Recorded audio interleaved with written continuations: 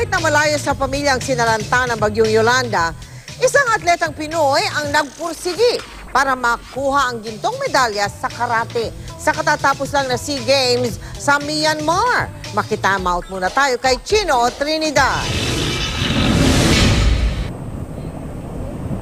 Nang bayuhin ng lupit ni Yolanda ang Tacloban, isa ang pamilya Franco sa mga walang nagawa kundi palipasin na lang ang bagsik ng bagyo. Nang makaraan ng bagyo, isang linggo silang walang komunikasyon sa kanilang kaanak na naghahanda sa bansang Iran para sa hamong kakaharapin sa Southeast Asian Games.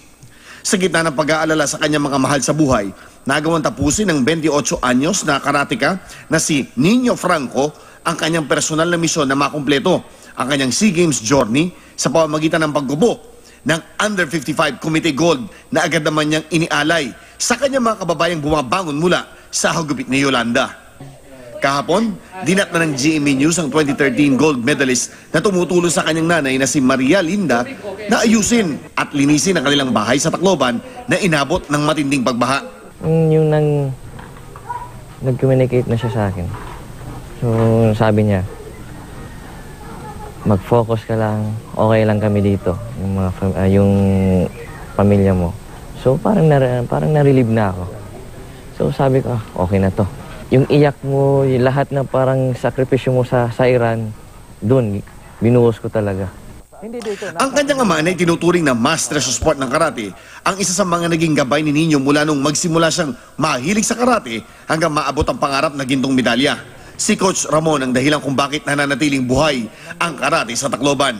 Nakakontak na kami after 1 week. Nag-message ako sa kanya na, don't worry sa amin, buhay kami lahat.